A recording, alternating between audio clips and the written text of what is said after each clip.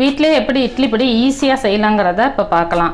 இட்லி பொடி செய்ய தேவையான பொருட்கள்: 2 கப்பு உருட்டு உளுத்தம்பருப்பு எடுத்து வச்சுருக்கேன், 1 கப்பு கடலைப்பருப்பு, தேவையான அளவு உப்பு, தேவையான அளவு பெருங்காயம், தேவையான அளவு வரமிளகாய்.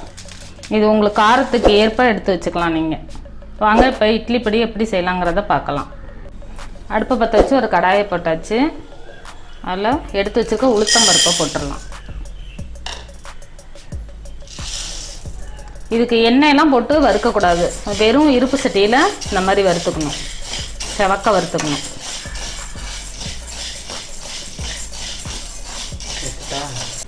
இந்த அளவுக்கு செவந்து வரணும். செவந்தோடனே செவக்கிற அளவுக்கு வறுத்துக்கணும். வறுத்து இதை ஒரு தட்டில் மாற்றிக்கலாம். அடுத்து கடலைப்பருப்பை போட்டு செவக்க வறுத்துக்கலாம். இப்போ கடலைப்பருப்பு வறுத்தாச்சு. இந்த அளவுக்கு செவக்க எடுத்து ஒரு தட்டில் கொட்டிக்கலாம்.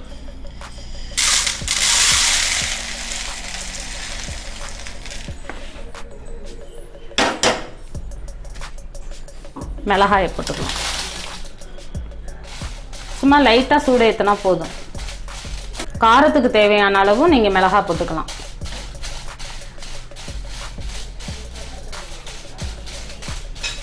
மிளகாய் வறுத்தோன்னே இதில் எடுத்து போட்டு ஒரு 10 நிமிஷம் ஆற வச்சுக்கலாம்.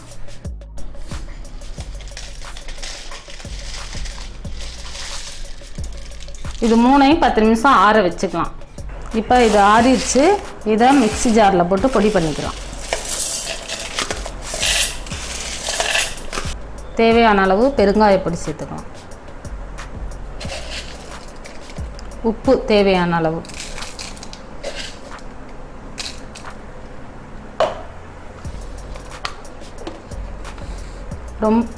ரொம்ப நைஸாக பொடி பண்ண வேணாம், கொஞ்சம் குறைன்னு பொடி பண்ணிக்கலாம்.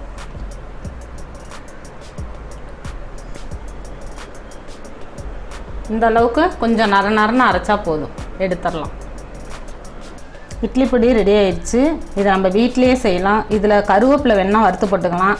ஆனால் சில பேருக்கு பிடிக்கும், சில பேருக்கு பிடிக்காது. அதனால் நான் கருவேப்பிலை போடல. இது மாதிரி செஞ்சிங்கனாக்கா ரொம்ப ஈஸியாகவும் இருக்கும், ரொம்ப ருசியாகவும் இருக்கும். கடையில் கலர் பவுடர்லாம் போடுவாங்க, அது வயிற்றுக்கு கெடுதலாக இருக்கும். அதனால் நம்ம வீட்டிலேயே செஞ்சு சாப்பிட்லாம். வீடியோ பார்த்த அனைவருக்கும் நன்றி. இதுவரை எங்கள் சேனலை சப்ஸ்கிரைப் பண்ணாதவங்க சப்ஸ்கிரைப் பண்ணிக்கோங்க.